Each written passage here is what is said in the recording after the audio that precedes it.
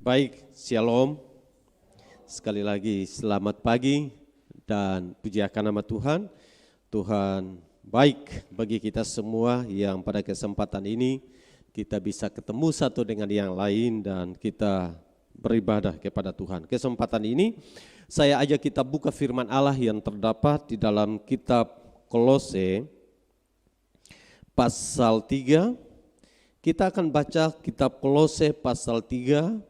Sebenarnya mulai dari ayat yang ke-5, tapi saya akan loncat di dalam ayat yang ke-16 sampai dengan ayat yang ke-17.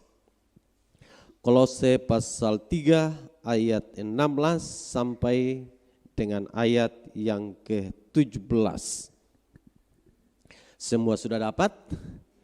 Saya akan baca ayat ini. Demikian bunyi firman Tuhan. Hendaklah perkataan Kristus diam dengan segala kekayaannya di antara kamu, sehingga kamu dengan segala hikmat mengajar dan menegur seorang akan yang lain, dan sambil menyanyikan mazmur dan puji-pujian dan nyanyian rohani, kamu mengucap syukur kepada Allah di dalam hatimu.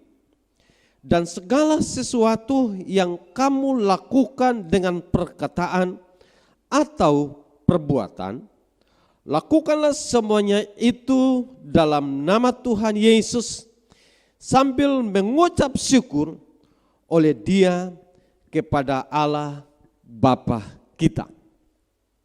Dari dua ayat yang kita baca bersama, ada ungkapan-ungkapan yang berulang. Saya perhatikan di sini ada kata mengucap syukur. Dan dalam tahun ini kita sedang berbicara kata bermultiplikasi, dan ada beberapa bagian, salah satu kita patut bermultiplikasi, kita gandakan ucapan syukur. Nah, tentu kata ucapan syukur ini akan menjadi semacam mentok ketika berhadapan dengan apa yang dikenal dengan nama tekanan. Satu sisi kita dituntut mengucap syukur, di sisi yang lain kita ada pada sebuah tekanan yang tidak mudah, sehingga memungkinkan kadang kita bisa ada pada namanya pilihan, mau mengucap syukur atau kita kemudian terganggu, tergoda, terperangkap dalam sebuah tekanan yang memungkinkan ungkapan syukur yang harusnya muncul tidak bisa. Nah, pada bagian yang kemudian kita belajar bersama oleh Paulus dalam suratnya kepada jemaat yang ada di Kolose, dan Paulus justru dia memberikan beberapa panduan, dan kata mengucap syukur menjadi bagian yang kemudian dia tekankan bagi jemaat yang ada di Filipi, sehingga mereka mengetahui dengan baik apa yang seharusnya kita buat. Walaupun memang kata mengucap syukur menjadi satu bagian dari orang yang saya bisa katakan dari seseorang yang sudah bisa bertahan, berdiri kokoh menghadapi apapun itu tekanan. Tapi kemudian di dalam ayat yang ke-16 saya ingin baca dalam sebuah terjemahan firman Allah yang hidup, dan ini sedikit kiranya bisa menolong untuk kita memahami alur pikir yang disampaikan Paulus kepada jemaat yang ada di Kolose. Dikatakan begini, ingatlah akan apa, ayat yang ke-16 ya, ingatlah akan apa yang diajarkan oleh Kristus, dan biarlah perkataannya memperkaya hidup saudara, serta menjadikan saudara bijaksana. Saya berhenti di situ dulu. Ingatlah akan apa yang diajarkan oleh Kristus, dan biarlah perkataannya memperkaya hidup saudara. Kalau saya sambung, serta menjadikan saudara bijaksana. Jadi mengucap syukur, harusnya poin yang kita ingat adalah apa yang Tuhan telah ajar buat saya dan saudara.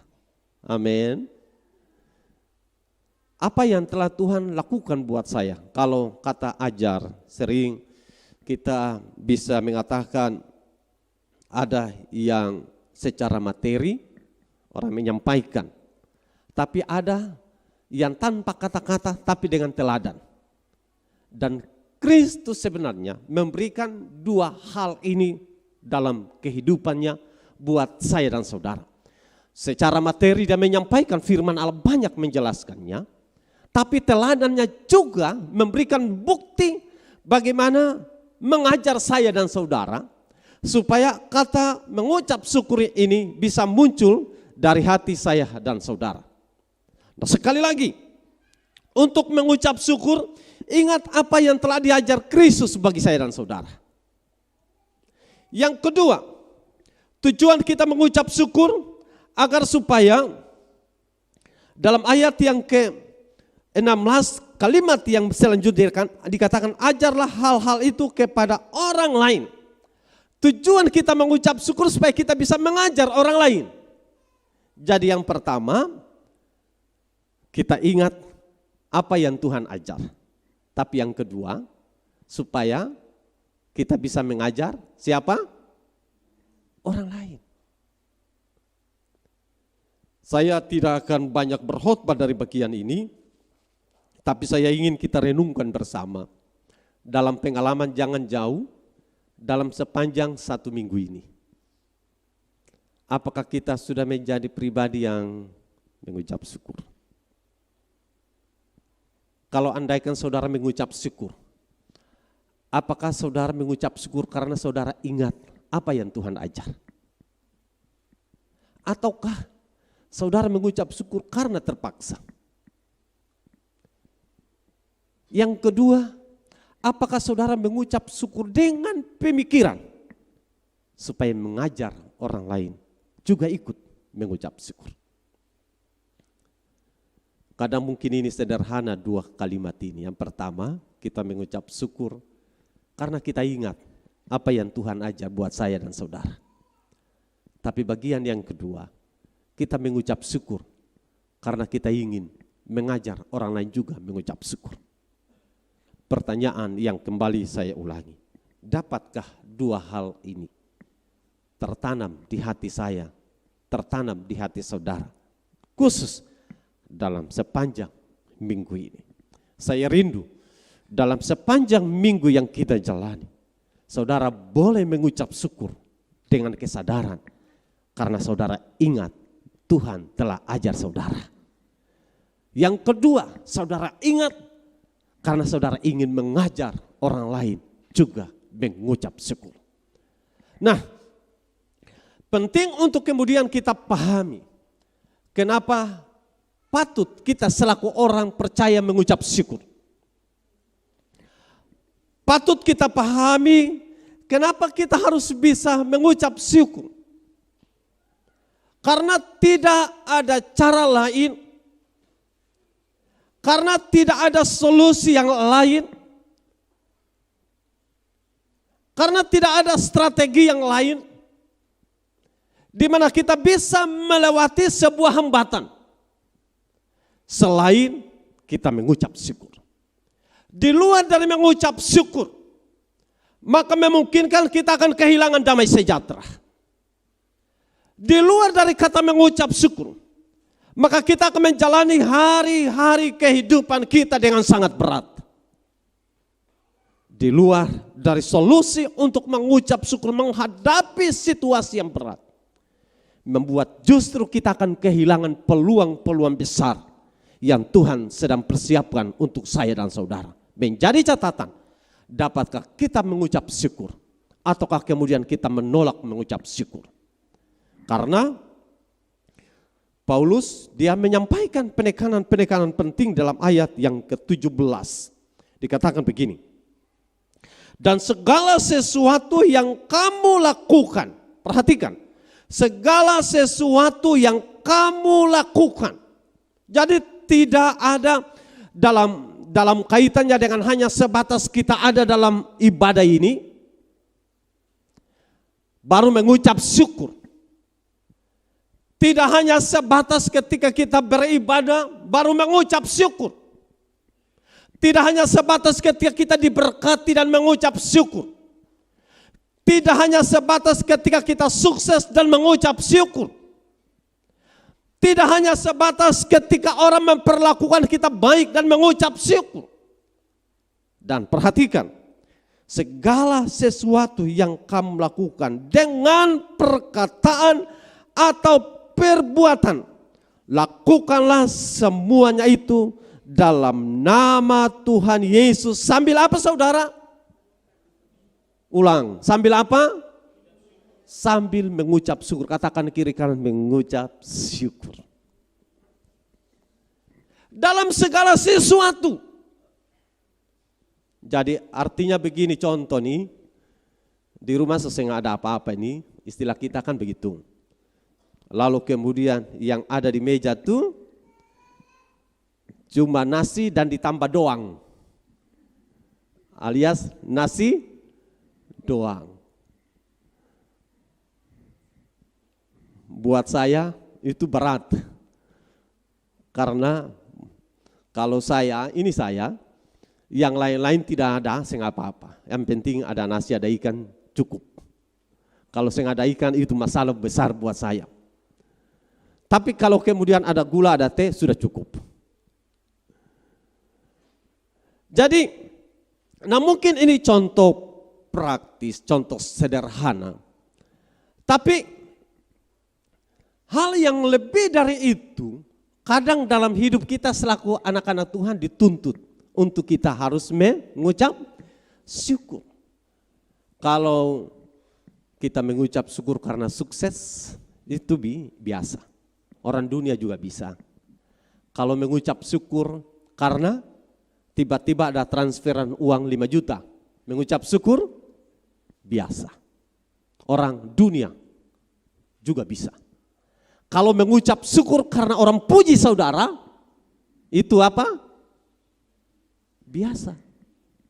Karena orang dunia juga bisa.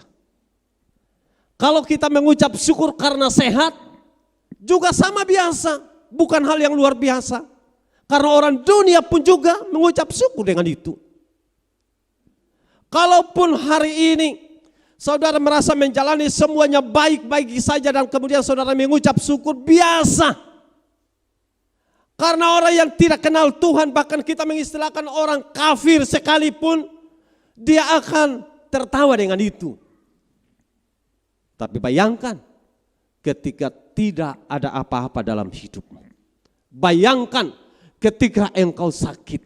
Bayangkan ketika orang mencela saudara. Bayangkan ketika orang menghina saudara. Bayangkan ketika orang memfitnah saudara. Bayangkan ketika orang mempermalukan saudara. Dapatkah kita masih berdiri dan mengucap syukur dengan itu? Justru Tuhan mengajar kita, makanya kita ingat apa yang Tuhan ajar buat saya dan saudara. Dan saya mau menyampaikan ini agar kita selaku anak-anak Tuhan, karena ayat yang ke-17, dalam segala sesuatu yang kamu lakukan dengan perkataan atau perbuatan, lakukanlah semuanya itu dalam nama Tuhan Yesus. Pertanyaannya, kalau saudara maki orang, akhirnya dalam nama Tuhan Yesus?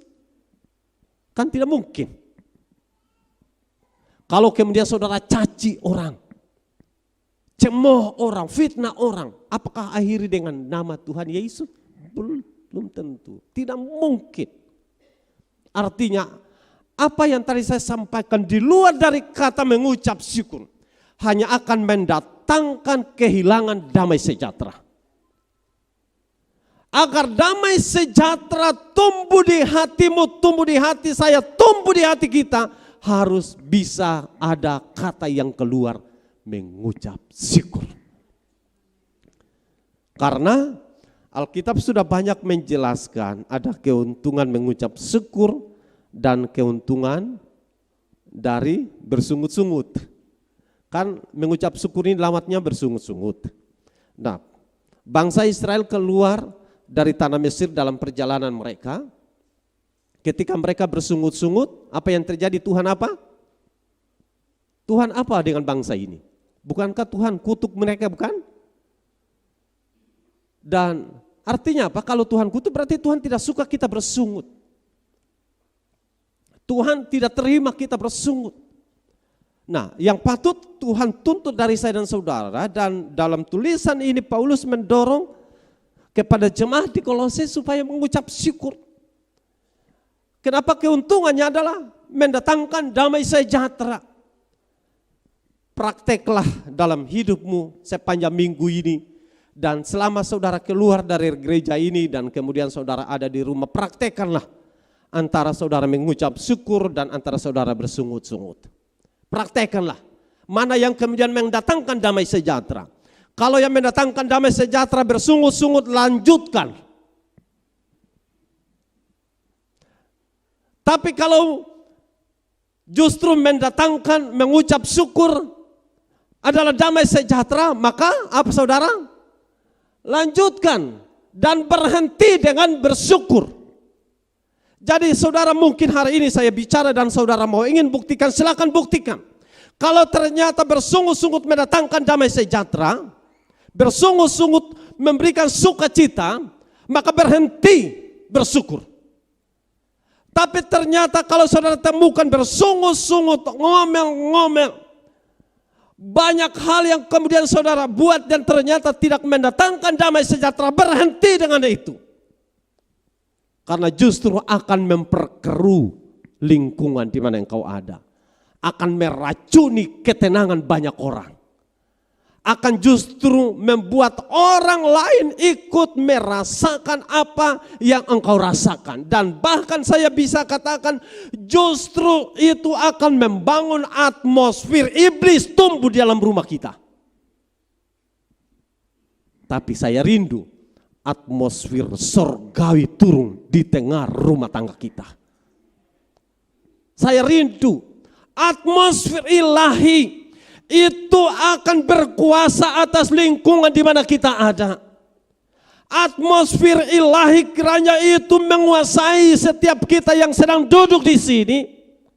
Atmosfer ilahi kiranya menguasai di kantor di mana kita duduk. Di sekolah sedang kita mengajar, di tempat di mana kita sedang melakukan usaha atau kerja. Saya rindu atmosfer ilahi itu berkuasa atas kita. Dan atmosfer ilahi ini hanya bisa bekerja ketika ada ungkapan syukur yang selalu naik. Bukankah kita sudah mengetahui patut kita mengucap syukur karena tidak ada satupun dalam kehidupan ini, sekali lagi, tidak ada satupun dalam kehidupan ini yang oleh kekuatan kita, yang oleh kemampuan kita mempertahankan secara kekal apa yang hari ini kita miliki. Kita hari ini bertahan karena anugerah Allah. Kita hari ini bisa duduk dan melakukan aktivitas semua hanya karena dalam bentuk kesementaraan. Dan di dalam kehidupan kesementaraan itu karena ada satu pribadi yang pegang tangan saya dan saudara. Bukan orang lain, bukan diri saudara. Karena hidup ini hanya sebatas hembusan napas. Dan begitu cepat berlalu kehidupan ini. Dan karenanya kita mengucap syukur untuk menyatakan bahwa apa yang Tuhan buat dalam hidup saya dan saudara itu tidak salah. Nah, kadangkala kita salah menafsirkan semua yang kemudian Tuhan izinkan kita jalani. Sehingga dalam baik ayat yang ke-16, baik ayat yang ke-17, bukan itu yang kemudian kita lakukan. Tapi kemudian dalam ayat yang ke-5, ayat 6 sampai dengan ayat yang ke-10, ayat yang ke-11 dan selanjutnya, justru itu yang kemudian bergema dari hati kita ke orang lain. Seperti di dalam ayat yang kelima dikatakan, karena itu matikanlah dalam dirimu segala sesuatu yang duniawi, percabulan, kenajisan, hawa nafsu, nafsu jahat, juga keserakahan yang sama dengan penyembahan berhala. Semuanya itu mendatangkan murka Allah atas orang-orang durhaka. Dahulu kamu juga melakukan hal-hal itu ketika kamu hidup di dalamnya. Tetapi sekarang buanglah semuanya itu, marah, geram, kejahatan, fitnah, kata-kata kotor yang keluar dari mulutmu. Jangan lagi kamu saling mendustai, karena kamu telah menanggalkan manusia lama serta kelakuannya, dan telah mengenakan manusia baru yang terus-menerus diperbaharui untuk memperoleh pengetahuan yang benar menurut gambar Khaliknya.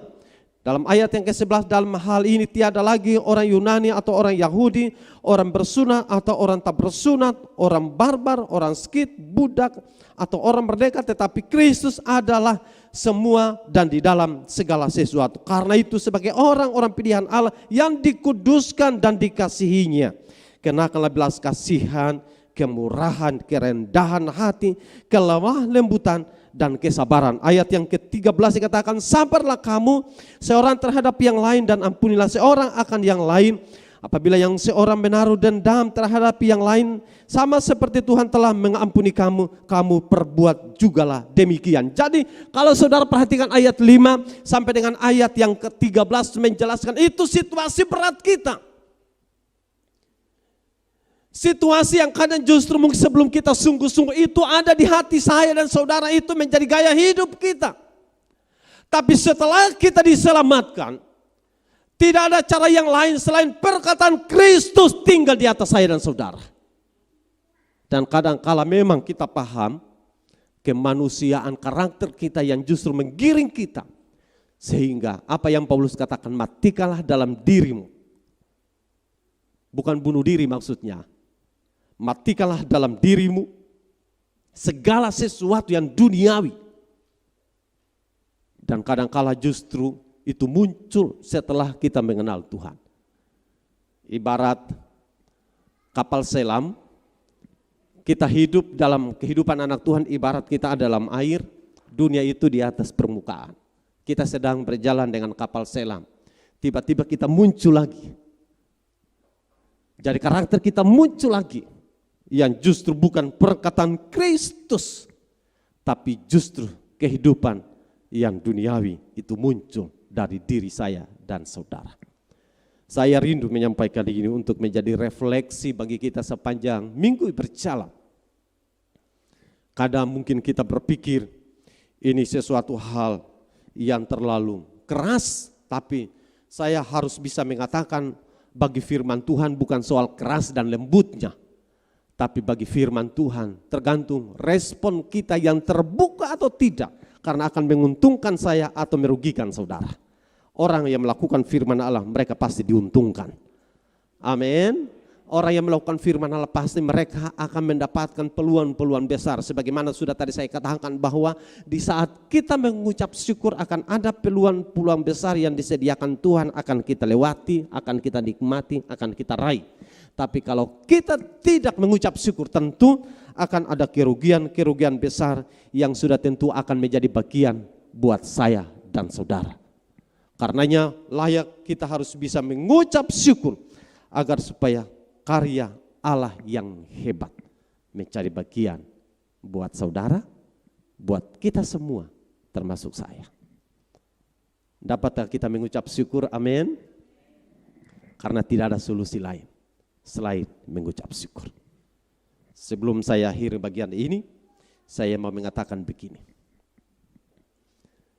Jadilah pribadi yang bisa mengucap syukur di saat semua orang tidak bisa mengucap syukur. Yang kedua, jadilah pribadi yang mengajar orang lain untuk mengucap syukur di saat orang tidak balas sikapmu untuk mengucap syukur. Karena yang ketiga akan begini, menjadi indah di hadapan Tuhan di saat engkau mengucap syukur.